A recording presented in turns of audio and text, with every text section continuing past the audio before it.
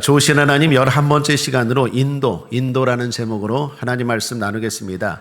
한국 기독실업인회라는 곳이 있습니다. 크리스천으로서 사업하는 분들이 정기적으로 모여서 서로 격려하고 말씀을 듣고 서로 기도하고 교제하는 모임입니다. 규모가 꽤 큰 모임입니다. 영어로는 CBMC라고도 하죠. 정기적으로 매년 모임을 하는데 올해는 부산의 백스코에서 모였다고 합니다. 그 자리에서 한 유명한 연예인이 간증을 하셨는데 그분이 탤런트 김수미 씨였습니다. 이분의 간증을 들어보니까 원래 기독교 집안에서 자랐다고 합니다. 할아버지가 전북 군산 출신으로 그곳에 교회를 세우기까지 하셨답니다. 그런데도 이분은 주님을 멀리하고 신앙생활하지 않았대요. 더욱이 연예계에 몸담으면서 인기와 명예와 돈과 그러한 향락을 누리면서 더욱 신앙을 멀리했다는 것입니다. 그러다가 우여곡절 끝에 김수미 씨가 주님을 만났다는 것이에요. 그리고 이제는 주님 앞에 돌아와 신앙생활을 하게 되었다라는 간략한 스토리의 간증이었습니다. 그런데 이 김수미 씨의 간증에서 제가 주목되는 점이 있었습니다. 기자가 물었습니다. 김수미 씨, 예수님을 만나고 나서 뭐가 좋으세요? 좋은 점이 뭐예요? 그랬더니 김수미 씨가 이렇게 대답합니다. 하나님을 만난 후에 무엇보다 마음이 편안해졌어요.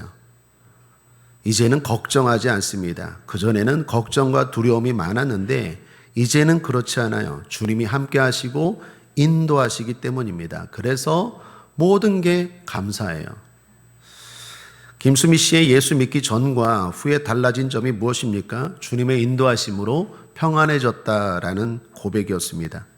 그렇습니다. 인간에게는 한계가 있죠. 무엇입니까? 미래를 알지 못해요. 뭐가 좋은지 뭐가 나쁜지 판단이 잘 안 설 때가 많습니다. 그래서 선택하는데 어려움을 겪습니다. 또한 알면 뭐합니까? 알아도 힘이 없는데 힘이 없어서 결국 정작 알아도 할 수 없는 게 인간입니다. 그런데 주님을 만나고 나니까 혼자가 아니더라는 거예요.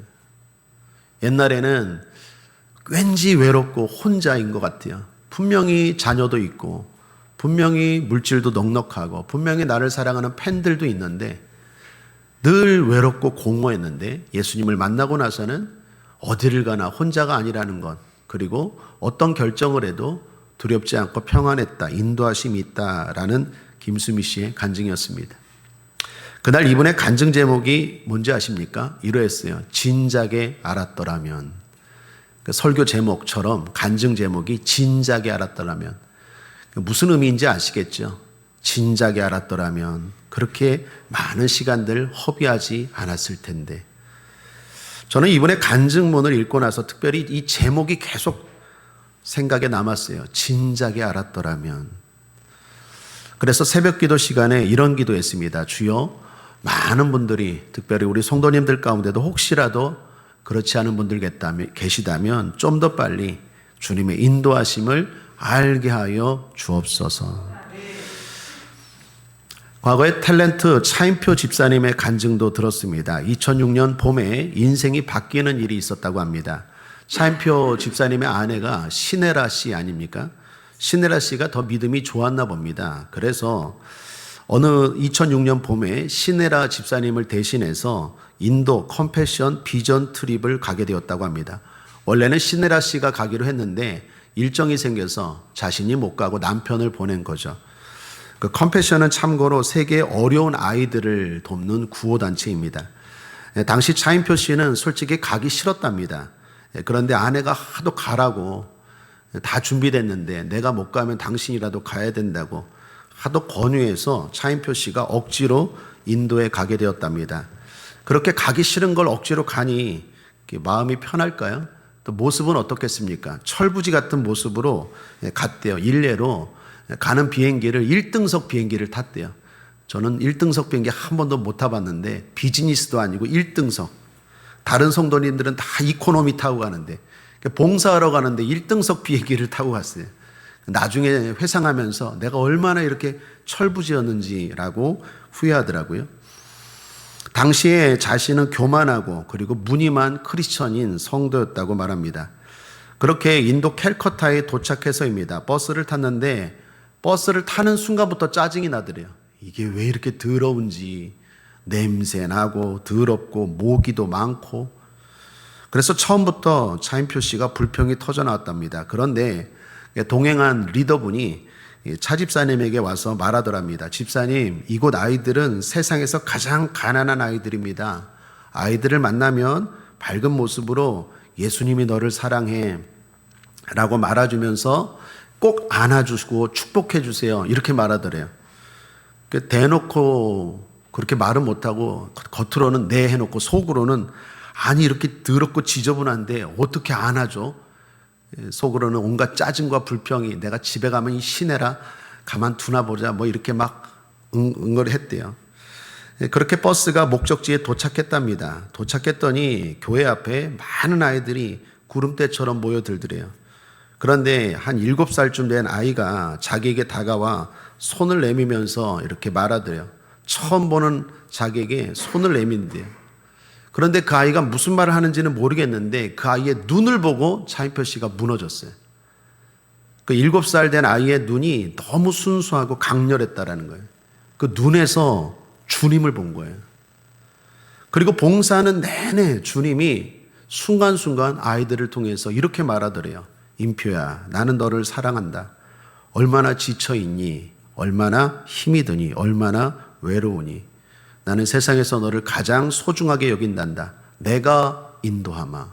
내가 인도하마. 함께 가자.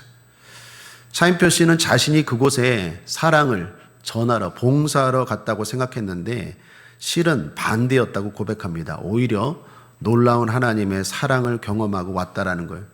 그리고 여러분 알다시피 차인표 씨는 돌아와서 아이들 2명을 입양하죠. 지금도 신혜라 씨와 믿음으로 행복한 가정을 꾸려가고 있습니다. 한국에 돌아와서 그 다음입니다.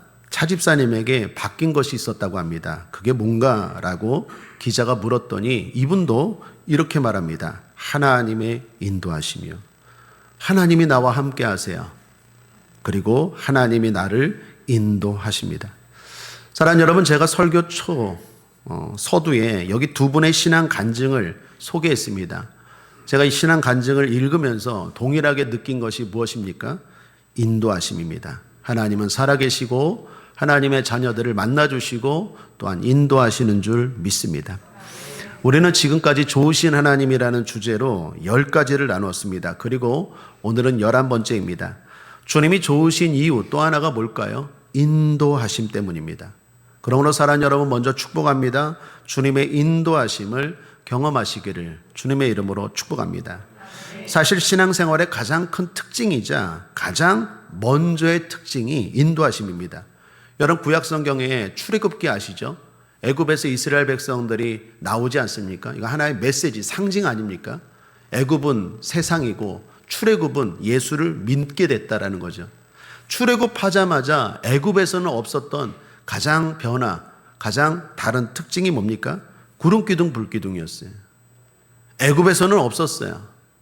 세상에서 내가 마귀의 종으로 세상의 노예로 살 때는 구름기둥 불기둥이 없어요. 구름기둥 불기둥이 뭡니까? 하나님의 인도하심을 상징하는 거죠.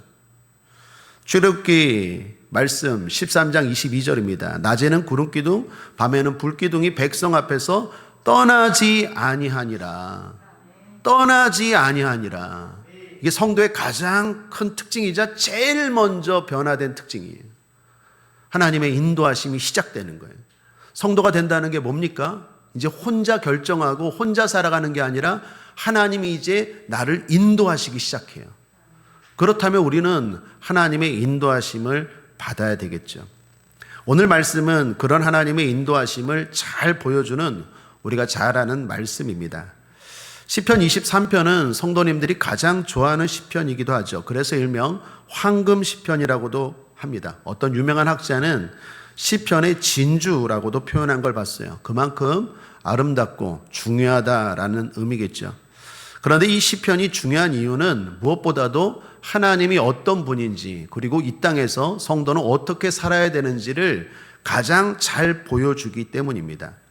먼저 이 시편 23편을 들어가기 전에 먼저 중요하게 주목할 것은 위치입니다. 시편 23편의 위치. 시편 23편 앞에 보면 시편 22편이죠. 시편 22편은요, 일명 메시아 시편이다라고도 말합니다. 즉 예수님에 대한, 앞으로 신약에 오실 예수님에 대한 예언이 많은 시편입니다. 조금만 소개하면, 예를 들어서 22편 1절을 보시면 나의 하나님 어찌하여 나를 버리셨나이까. 이거 어디서 많이 봤죠? 본 기억이 있죠? 뭡니까? 예수님이 십자가에서 죽으실 때 하신 말씀입니다. 22편 14절에 나는 물같이 쏟아졌으며 내 마음은 촛밀 같아서, 이거는 예수님이 겟세마네 동산에서 기도할 때 나타난 모습이죠. 16절은 개들이 나를 에워쌌으며 악한 무리가 나를 둘러 내 수족을 찔렀나이다. 이건 예수님의 십자가 처형을 지금 말하는 것입니다. 예언한 거예요. 18절도 하나 보면 내 겉옷을 나누며 속옷을 제비 뽑나이다. 예수님이 십자가에 달려 죽으실 때 로마 병사들이 예수님의 겉옷과 속옷 서로 가져갔잖아요. 이거 지금 22편, 시편 22편은 앞으로 오실 예수님에 대한 예언 시편이에요. 십자가에 달리실 예수님에 대한. 그래서 흔히 메시아 시편이라고 말합니다. 또한 23편 다음에 24편은 어떤 시편인가 잘 보십시오. 이거는 천국을 연상케 하는 시편이에요.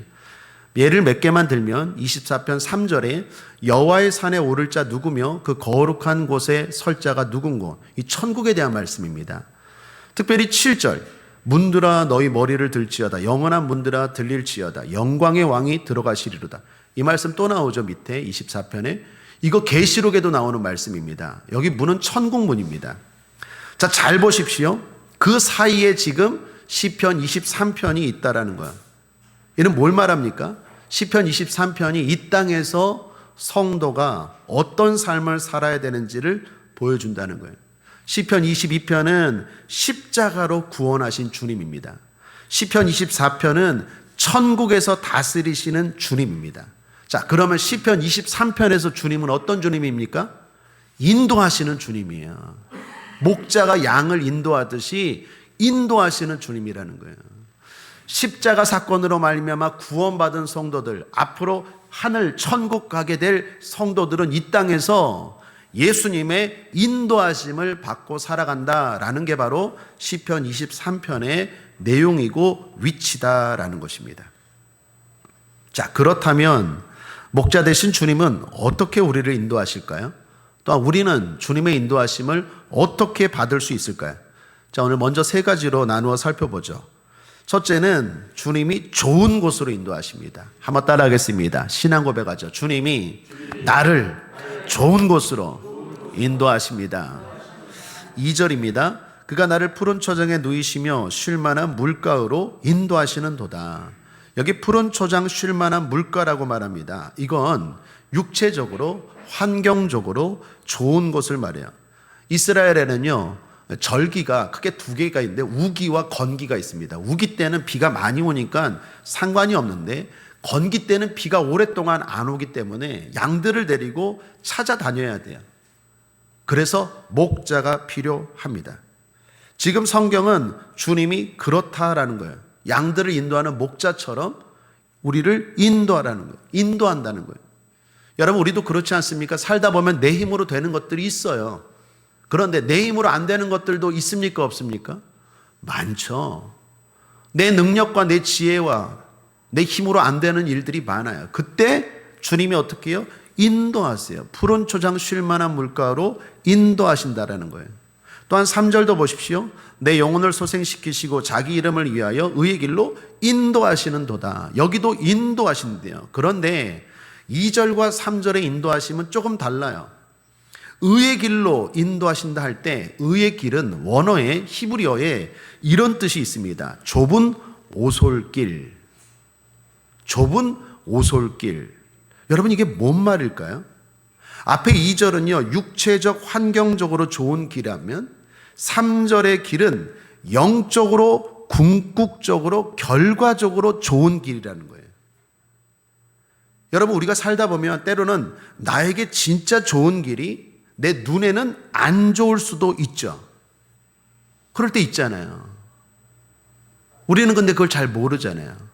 여러분 잘 아는 간증 이 이야기 하시잖아요. 윤영주 장로님 뭐 요즘 오늘 연예인들 많이 소개해서 좀 그런데 윤현주 장로님 간증 알지 않습니까? 삼풍백화점이 무너질 때 삼풍백화점에서 그 무너지는 그 시간에 아내와 식사하기로 했대잖아요.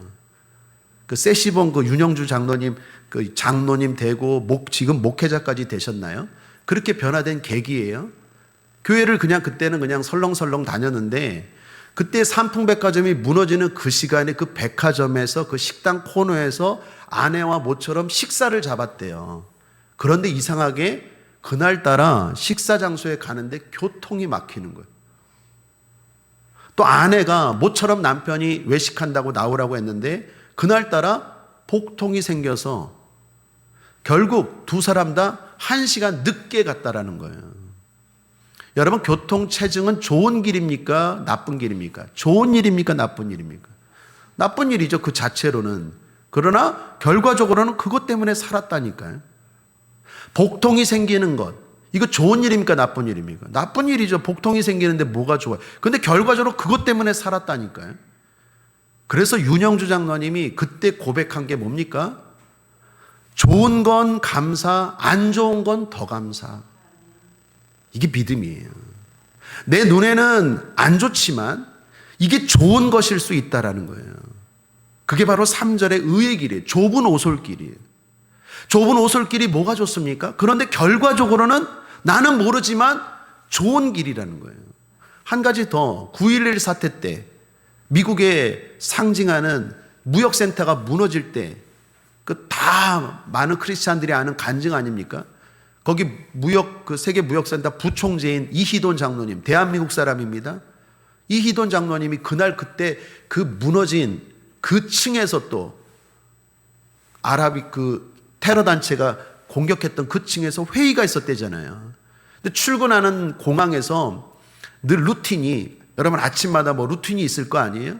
뭐 어떤 사람은 뭐 운동을 한다든지 어떤 사람은 뭐 그 선식을 한다든지, 이분은 아침마다 그 공항에서 커피를 먹는 게 그 습관인데 그날따라 커피숍 사람들이 줄을 길게 섰대요. 그래서 생전 안 먹던 그 옆에 과일 가게에서 과일 주스를 먹었는데 이게 설사가는 거예요, 배통.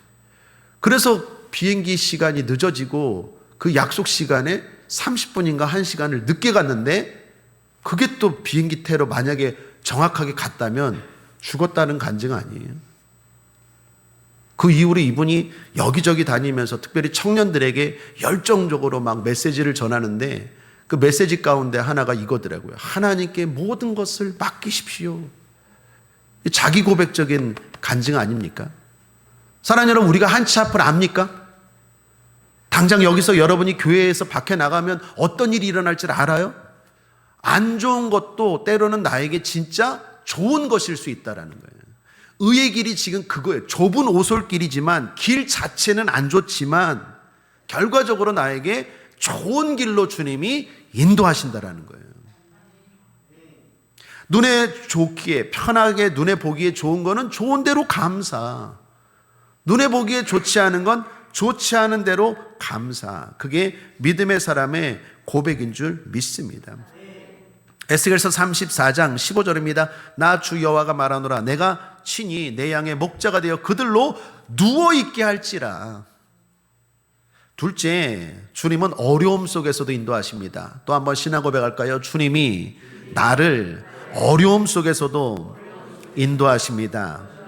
4절 5절입니다. 내가 사망의 음침한 골짜기로 다닐지라도 해를 두려워하지 않을 것은 주께서 나와 함께 하심이라. 주의 지팡이와 막대기가 나를 안위하시나이다. 주께서 내 원수의 목전에서 내게 상을 베푸시고 기름으로 내 머리에 바르셨으니 내 잔이 넘치나이다.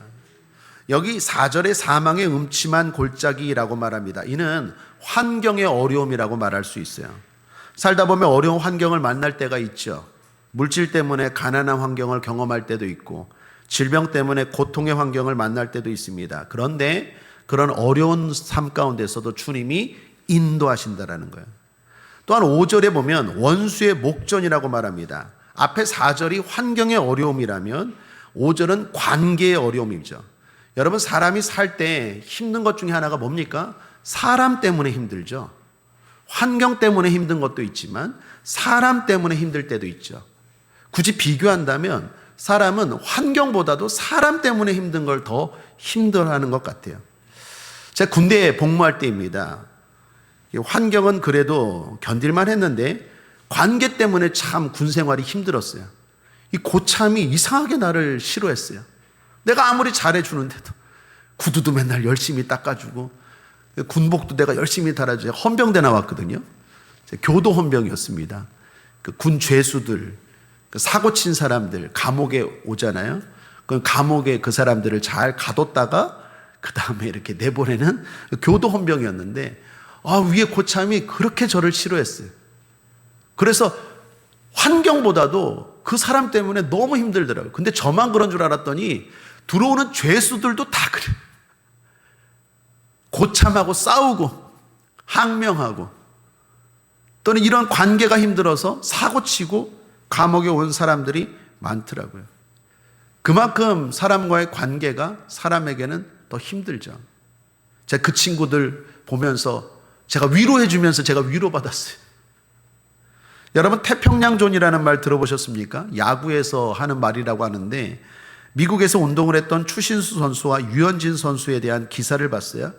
미국에서 활동할 때 무엇보다도 어떤 다른 것보다도 사람들 때문에 특별히 심판 때문에 그렇게 힘들었대요. 심판 때문에. 태평양존이 뭐냐?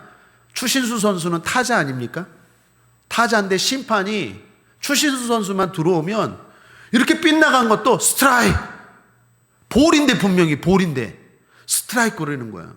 이게 좀 자기 마음대로잖아요. 심판 마음대로잖아요. 성향대로.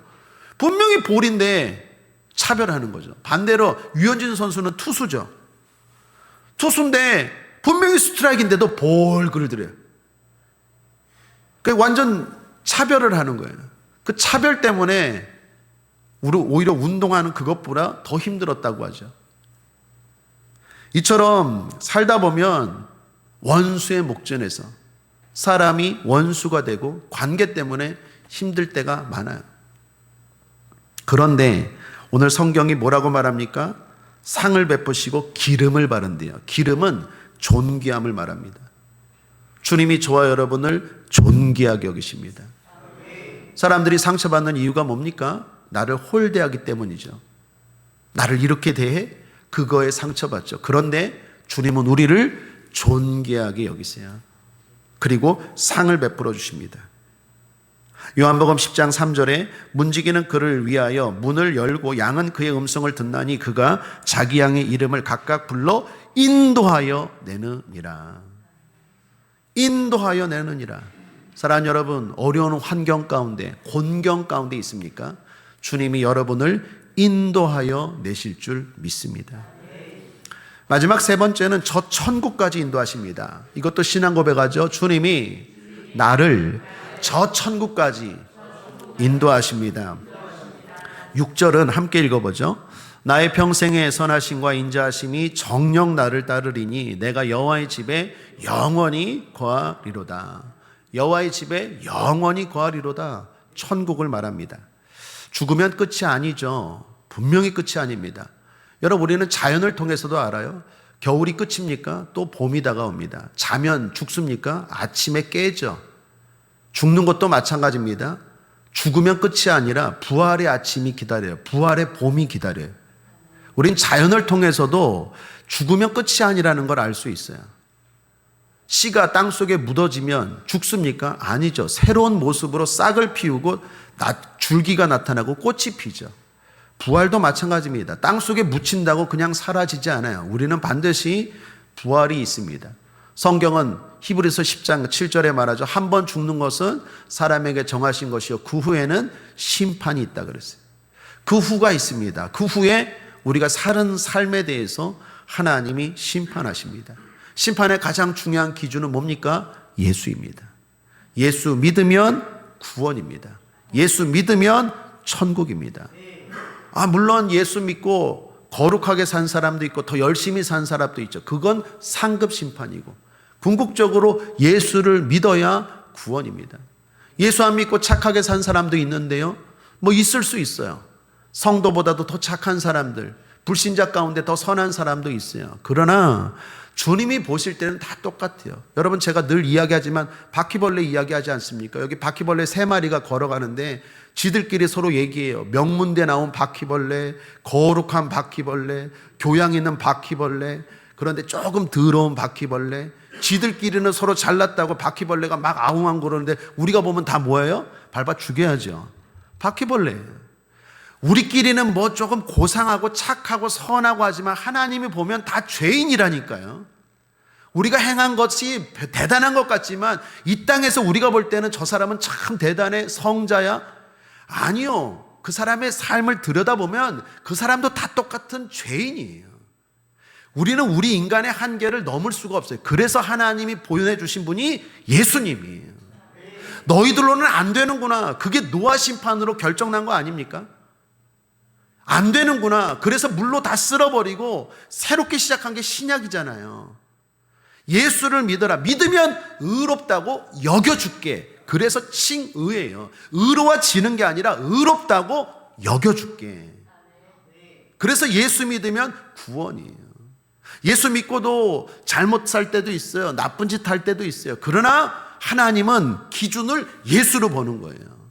예수를 믿으면 부족하지만 바퀴벌레이지만 죄인이지만 의롭다고 여겨줄게. 이게 바로 구원이에요.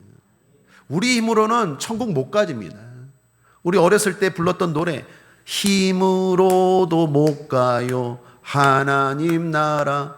돈, 능력, 지혜, 명예, 인기, 권력 어떤 것으로도 우리는 하나님 앞에 의롭다고 인정받을 인간이 하나도 없어요. 다 바퀴벌레. 예수를 믿으면 하나님이 의롭다고 여겨주시는 거예요. 그래서 예수 믿으면 천국입니다. 이건 불변이 확실한 진리. 어떤 강도도 어떤 우리가 볼 때 흉악한 범죄자도 예수를 믿으면 천국이에요. 반대로 아무리 고상하고 아무리 뭐 현자고 성자고 우리가 볼 때 귀하다고 해도 예수 믿지 않으면 죄인이고 결국 지옥이에요. 그건 교만한 거예요. 자기 힘으로 해보겠다라는 거예요. 물론 예수 믿는 사람들이 더 착하고 선하게 살아야 될 줄 믿습니다. 왜요? 말씀은 우리에게 더욱 불신자보다 선하게 살라고 말해요. 너희의 착한 행실로 말미암아 세상 사람들이 본을 받게 하고 주님을 볼 수 있게 하라. 우리가 세상의 소금이요 빛이라고 말합니다. 그러므로 예수 믿는 사람들이 더 선하고 착하게 살아야 되지만 극단적으로 말해서 예수 안 믿는 착한 사람과 예수 믿는 나쁜 사람은 후자가 더 좋다라는 것입니다. 예수를 믿으면 어떻게 됩니까? 요한복음 5장 24절입니다. 내가 진실로 진실로 너에게 이르노니 내 말을 듣고 또 나 보내신 이를 믿는 자는 영생을 얻었고 심판에 이르지 아니하나니 사망에서 생명으로 옮겼느니라. 사망에서 생명으로 옮겼느니라. 저와 여러분은 이미 옮겨진 줄 믿습니다. 가는 길이 달라요. 이제 길이 달라요. 여러분 전철이나 역관에 가면 철로들 있잖아요. 철로들이 여기저기로 가잖아요. 이제 우리는 예수를 믿고 가는 길이 달라요. 똑같아 보이지만 전혀 달라요. 우리가 가는 길은 천국 길인 줄 믿습니다. 주님이 우리를 거기까지 인도하신다라는 거예요. 자, 그러므로 중요한 건 목자입니다. 우리에게는 목자 대신 주님의 인도하심이 필요합니다. 일전에 파울로 코엘료라는 사람의 수필집 한 권을 읽었어요. 이분이 노벨 문학상을 받은 분인데 연필이라는 글이 참 인상적이었어요. 그 인생을 연필에 빗대어서 글을 쓰셨는데 조금만 소개하면 이렇습니다. 첫째, 연필은 쓰다가 연필심이 무뎌지고 짧아지거나 부러져 버리면 쓰던 일을 멈추고 깎아주고 다듬어야 한다. 인생도 그렇다라는 거예요. 우리 인생도 열정이 식고 비전이 사라지고 용기가 생기지 않을 때가 있죠. 그렇게 연필심 같은 인생 심지가 상처받고 부러질 때 조금이라도 어떻게 해요? 아프더라도 깎아줘야 한다는 거예요. 둘째, 연필에는 지우개가 달려있다는 거예요. 그래서 혹시 실수한다 해도 지우고 고치면 된다는 거예요. 우리 인생도 마찬가지라는 거예요. 여러 가지 살다 보면 실수와 오류를 일으킵니다. 그럴 때 지울 수 있어야 한다는 거예요. 셋째, 연필의 중요한 부분은 겉나무가 아니라 그 안에 심이라는 거예요. 그러면서 코엘료도 말합니다. 우리 인생도 겉모습의 배경이나 스펙이나 이런 게 중요한 게 아니라 속사람이 중요하다는 거예요. 흔히 말하는 중꺾마, 중요한 건 꺾이지 않는 마음. 속사람이 중요하다라는 거예요. 넷째, 연필은 지나간 자리에 항상 흔적을 남긴다라는 거예요. 지저분한 낙서도 남기고 때로는 아름다운 그림, 시도, 글도 남기죠. 우리 인생의 발자취도 그렇다라는 거예요. 돌아보면 미소 짓게 하는 흐뭇하고 뿌듯한 일도 있지만 또 때로는 낙서처럼 지우고 싶은 후회도, 추억도 있다라는 거예요. 하나하나 제가 보면서 공감이 되지 않습니까? 연필과 인생. 근데 마지막에 제가 탁 머리를 맞은 것 같은 감동이 마지막에 있었어요. 마지막 5번째, 연필은 붙잡아주는 사람이 있어야 된다는 거예요. 인생도 그렇다라는 거예요. 그러면서 코엘료는 하나님을 이야기합니다. 누가 연필을 붙잡느냐에 따라서 그림을 그리고 멋진 글을 쓰고 아름다운 시를 쓰기도 하지만 또 어떤 사람이 잡느냐에 따라서 지저분한 낙서나 쓸데없는 것들을 쓰는 인생도 된다라는 거예요. 우리 인생을 그러므로 누가 붙잡아 주느냐가 중요하다라는 거예요. 그러면서 하나님을 이야기해요. 사람 여러분, 하나님이 저와 여러분 인생 붙잡아 줘야 되는 것 아니겠습니까? 우리에게는 목자가 필요한 것 아니겠습니까? 내가 무뎌졌을 때 다시 깎고 다듬어 줄 목자가 필요합니다. 실수한 것이 지워집니까? 잘 안 돼요. 그런 상처를 치유하고 용서하고 씻어줄 목자가 필요합니다. 우리의 겉모습이 아니라 속사람이 중요하다는 거 누가 몰라요? 알아요. 근데 내 마음 내 뜻대로 됩니까? 안 돼요. 주님이 붙잡아 주셔야 돼요. 남기는 것도 마찬가지입니다. 주님이 우리를 붙잡아 줘서 맨날 쓰레기 같은 거, 세월 매일매일 쓰레기 같은 그런 것들을 남기는 게 아니라 좀 의미 있고 가치 있는, 오늘 하루는 좀 내가 잘 살았다, 정말 후회 없이 살았다, 하나님 보시기에 아름답게 살았다, 이런 삶을 남기는 것 내 힘으로 됩니까? 하나님이 나를 붙잡아 주셔요. 연필을 붙잡아야 되는 것처럼 내 인생도 하나님이, 목자 되신 주님이 붙잡아 줘야 된다는 거예요. 참 일리 있는 얘기고 가슴에 와닿는 것 아니겠습니까? 그러므로 결론이자 적용입니다. 주님을 어떻게 목자로 삼을까요? 그런 의미에서 오늘 이 시편 23편에서는요 1절이 대단히 중요합니다. 1절, 여호와는 나의 목자시니 내가 부족함이 없으리로다.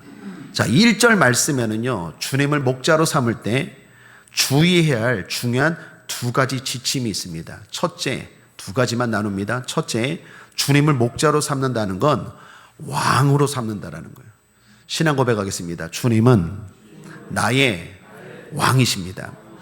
여러분, 여기서 목자 하니까 약간 목가적인 그런 아름다운 분위기를 생각하는데 구약 성경에서 목자는 왕을 의미해요. 성경 제가 여러분 유인물에 깜빡 잊고 소개를 못했는데 열왕기상 22장이나 에스겔서 34장 한번 읽어보십시오.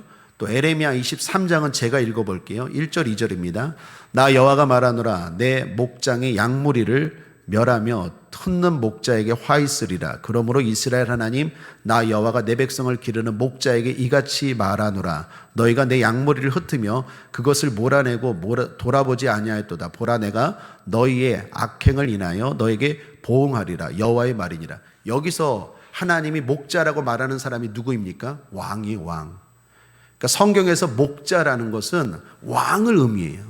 물론 꼭 왕은 아니지만 왕을 의미하기도 한다라는 거예요. 시편 23편에서 목자도 마찬가지입니다. 왕입니다. 내가 주님을 목자로 삼는다, 왕으로 삼는다는 건 뭘 말할까요? 절대성을 말해요. 어떤 사람은 이런 말을 해요. 여호와는 나의 목자시니 내가 부족함이 없으리로다 라고 고백해놓고 아닌데, 부족한 게 많은데. 혹시 이 자리에 계신 분들도 그런 고백하실 분들 계세요? 여러분, 부족한 것 있습니까? 옆 사람에게 한번 물어보죠. 뭐가 부족하세요? 뭐가 부족하세요? 뭐가 부족하세요? 예수를 믿어도 난 부족한 게 많던데요 라고 반문하는 분들 계실 거예요. 그런 분들의 대부분의 특징을 보면 주님을 선택적으로 목자로 삼아요. 내가 필요할 때만. 절대적으로 왕으로 삼지 않고 필요할 때만 봐서 내 감정과 내 기분에 따라서 순종이. 주님이 내 인생을 인도하는 앞서 말했던 이러한 축복을 누리길 원한다면 항상 주님은 옳고 주님의 말씀 앞에는 무조건 순종이에요. 그런데 부족함이 많다라고 고백하는 사람들의 특징을 보면 선택적으로 목자를 삼아요. 내가 필요한 만큼 또는 필요할 때 또는 내 생각에 맞을 때, 내 감정에 맞을 때, 내 기분이 안 좋고 내 감정이 안 좋고 그러면 주님도 없고 교회도 없고 신앙도 없고 다 몰라. 이런 사람들은 목자가 안 돼요. 인도하심을 못 받아요. 인도함 받다가 자기 마음대로 가요. 또 자기가 강해요. 내 생각이 강해. 이건 내가 할 수 있다고 해서 주님의 뜻을 의지하지 않아요. 사랑하는 여러분, 다시 한번 고백합니다. 주님은 나의 왕이십니다. 주님은 나의 왕이십니다. 조금 죄송한 얘기지만 좀 비유로 이야기하지만 제가 앞에 여러분들께 서로 인사하라 그랬잖아요. 뭐가 부족하세요? 했을 때 한 반은 하고 반은 하지 않아요.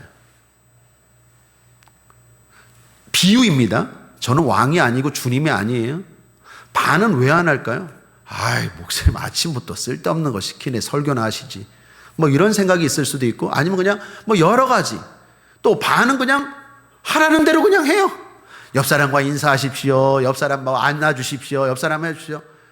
제가 늘 시키면 항상 반반이에요. 반반. 짜장 반, 짬뽕 반 이런 것처럼 반반이에요. 반은 하고 반은 안 해요. 여러분, 저의 말은 그럴 수 있어요. 그러나 하나님의 말씀은 그러면 안 돼요.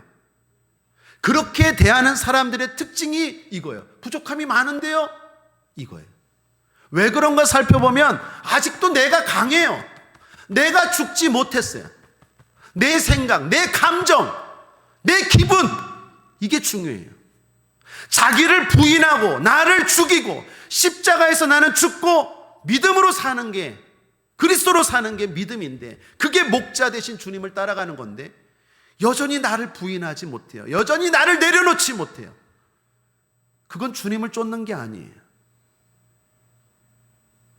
부족함이 없다라고 고백하길 원한다면 항상 주님을 왕으로 삼으시길 바랍니다. 주님은 나의 왕이세요. 때로는 내 생각과 다를지라도, 때로는 내 감정과 다를지라도, 때로는 내 기분과 다를지라도 주님 말씀하시면 아멘입니다. 그럴 때 기적이 일어나는 거예요. 그래서 우리 성도님들께 권면드립니다. 아멘을 습관하십시오. 아멘을 훈련하십시오. 저는 우리 순복음에 좋은 추억이 있어요. 저는 모태신앙이라고 했잖아요. 장로교, 그것도 아주 보수적인 고신측 장로교에서 신앙생활을 시작했는데 순복음교회 오고 나서 너무나 충격적인 문화가 하나 있었어요. 그게 뭐냐? 성도들이 그냥 예배 때 아멘, 아멘 속으로 웃었어요. 저 목사님 별거 아닌데도 막 아멘 하네. 근데 나중에 제가 깨달은 게 뭐냐? 이게 능력이구나. 사랑하는 여러분, 하나님 말씀하시면 무조건 아멘하는 훈련이 되시길 바랍니다. 그럴 때 여러분의 삶이 부족함이 없게 되는 삶이 될 거예요. 그렇지 않으면 어떤 일도 부족해요. 어떤 구역에서 일어난 일인데 어떤 집사님이 자식 때문에 걱정하더래요. 아유, 공부를 이번에 못해서 큰일이야. 그랬더니 물어봤대요. 구역장님이 몇 등 하는데요? 그랬더니 반에서 2등 한대요. 그때 깨달았대요. 아, 주님을 목자로 삼지 않으니까, 예수를 믿어도 주님이 목자가 아니니까 늘 부족하구나. 아이가 2등 하는데도 부족해요. 여러분, 예수님이 나의 목자가 아니면 아무리 그 사람은 돈을 많이 벌고 아무리 부자가 되고 아무리 다른 사람이 부러워해도 본인은 늘 부족해라고 고백하는 거예요. 반대로 예수님이 나의 목자가 되는 사람들은 어디서나 만족해, 부족함이 없어 천국을 사는 줄 믿습니다. 그렇게 날마다 천국을 살다가 영원한 천국을 가는 거예요. 그런데 예수님이 목자가 아닌 사람은 늘 부족해 하다가 어쩌면 지옥 갈 수 있어요. 지옥 가면 사람들이 다 외치는 소리가 있다고 하잖아요. 뭡니까? 한 글자로 소개했는데 더. 지옥 가면 지옥 간 사람들이 다 그렇게 외친대요. 더 하다가 가는 데가 지옥이에요. 그래서 구약에는 무적행이라고 말해요. 지옥을. 무적행이 뭐냐? 끝이 없는, 밑바닥이 없는 시면이라는 뜻이에요. 지옥 가는 사람들은요, 끝이 없어요. 더 그러다가 지옥 가요. 천국 가는 사람들은 오늘도 만족, 내일도 만족, 모레도 만족, 이럴 때 기쁘고 이럴 때 부족함이 없고, 그러다가 나중에 보니까 천국이. 목자로 삼으시길 바랍니다. 예수님은 나의 왕이세요. 예수님은 항상 나보다 오르세요. 예수님은 항상 진리세요. 그렇게 확실하게 고백하고 절대적으로 믿고 살아가기를 주님의 이름으로 축복합니다. 또 하나 권면드립니다. 주님을 목자로 삼는다는 건 어려움 속에서 믿음을 먼저 고백하는 거예요. 여러분, 이 시편 23편에 대한 가장 큰 오해가 있습니다. 그것은 편안할 때 쓰여진 시다라는 생각이에요. 그런데 학자들은 거의 다 100% 말합니다. 제가 봐도 그래요. 시편 23편은요, 가장 어려울 때 쓰여진 시예요. 어떤 학자는 말하기를 죽음 직전에 쓰여진 시편이다라고도 말하기도 해요. 물론 그렇게 말하는 여러 가지 근거가 있어요. 이 시간에 다 소개하지 못하지만 가장 어려울 때 쓰여진 시편인 건 맞아요. 그건 무슨 말입니까? 편안할 때 고백하는 게 아니라 믿음은 힘들고 어려울 때 고백하는 거예요. 그게 믿음이에요. 더욱이 놀라운 건 1절이 끝절이 아니라 1절이라는 거예요. 오늘 시편 기자는 뭐라고 말합니까? 주님이 나를 인도하시고, 주님이 의의 길로 푸른 초장 쉴만한 물가로 인도하시고, 사망의 음침한 골짜기를 달릴지라도 나를 보호하시고, 원수의 목전에서 내게 상을 베푸시고, 저 영원한 천국까지 인도하시니까 부족함이 없어 라고 말하는 게 아니라 일단 믿음으로 선포하고 시작하는 거예요. 여호와는 나의 목자시니 부족함이 없으리로다. 그렇게 선포하고 나니까 2절부터 6절까지의 환경과 생각과 마음이 열리고 바뀌는 거예요. 신앙은 항상 먼저예요. 주님이 하신 중요한 진리가 있습니다. 뭡니까? 내 믿음대로 될지어다. 내가 먼저 믿음으로 바뀌어야 돼요. 내가 먼저 믿음으로 바뀌어서 고백해야 돼요. 힘듭니까? 어려웁니까? 어려운 거 알아요. 그러니까 어려울수록 더 믿음으로 고백하십시오. 어려운 사람들은 더 먼저 고백하셔야 돼요. 신앙은 역설적이에요. 반대가 돼야 돼요. 성경에 복 있는 사람이 되래요. 복 있는 환경이 아니라 네가 복 있는 사람이 되면 네가 들어가면 들어가서 복을 받고, 나오면 나온 대로 복을 받고, 네가 장사를 하면 닭장사를 하면 닭장사 복을 받고, 우산장사를 하면 우산장사 받고, 집신장사하면 집신장사 복을 받고, 네가 가는 곳들마다 복이 따라온대요. 그래서 복 있는 사람이 되라고 먼저 말합니다. 내 믿음이 먼저예요. 내 고백이 먼저예요. 늘 말하지만 지혜책이 뭡니까? 성경의 구약의 잠언이에요. 잠언은 지혜 문학입니다. 대표적인 지혜서예요. 그런데 잠서가 아니라 잠언이에요. 무슨 말입니까? 지혜로운 사람들은 말이 다르다라는 거예요. 말씀 언자예요. 잠언을 읽어보면 지혜로운 사람들은 말이 달라요. 힘드네, 죽겠네, 이게 아니라 믿음으로 해석하고 믿음으로 말을 해요. 그러니까 내 믿음대로 될지어다. 말이 바뀌어야 돼요. 내가 먼저 바뀌어야 돼요. 따라하겠습니다. 여호와는 나의 목자시니 내가 부족함이 없으리로다. 없으리로다. 잘 생각해 보니까, 잘 따져 보니까가 아니라 먼저 선포하는 거예요. 먼저 고백하는 거예요. 그럴 때 내 입술에 열매를 먹는 거예요. 죽겠다, 힘들다 하면 똥파리들이 날라와요. 살겠다, 행복하다, 기쁘다 하면 나비가 날라온다니까요. 내 입술이 향기가 나야지요. 내 입술이 믿음의 입술이 돼야죠. 주님이 나의 목자이신데, 그렇게 고백할 때 함께 하시는 주님이 일하실 줄 믿습니다. 여러분 믿음대로 됩니다. 치료됩니다. 해결됩니다. 변화됩니다. 승리합니다. 그게 우리 믿음의 선배들이 보여준 증거 아닙니까? 사과개짝 하나 놓고도 조용기 목사님 된다. 최성규 목사님 그 어려운 상황에서도 된다. 그래서 수많은 사람들이, 특별히 수많은 순복음 성도들이 그러한 역경과 어려움 가운데서도 복을 받고 승리한 거 아닙니까? 우리 교회도 여러분도 될 줄 믿습니다. 부족함이 없습니다. 그러므로 먼저 어려울 때 어려울수록 더 고백하시기를 주님의 이름으로 축복합니다. 말씀을 정리합니다. 인생의 문제는 불확실하고 부족한 인생이 무언가를 결정해야 한다는 데 있습니다. 그런데 좋으신 하나님은 우리를 인도하십니다. 좋은 곳으로 인도하십니다. 어려움 속에서 인도하십니다. 저 천국까지 인도하십니다. 그러므로 중요한 건 주님을 목자로 삼아야 합니다. 주님을 목자로 삼을 때 기억해야 하는 건 절대성과 신뢰성입니다. 주님을 왕으로 여기고 주님의 결정을 철저하게 의지하고 따르는 것입니다. 그리고 어떤 상황에서도 나의 믿음을 먼저 보이는 것입니다. 그렇게 주님을 의지하고 믿음으로 고백하며 나아갈 때 믿음대로 환경은 변화될 줄 믿습니다. 예수 승리. 기도하겠습니다. 좋으신 하나님 아버지, 오늘도 우리를 부족함이 없게 하시니 감사합니다. 예수님의 이름으로 축복하고 기도했습니다. 아멘.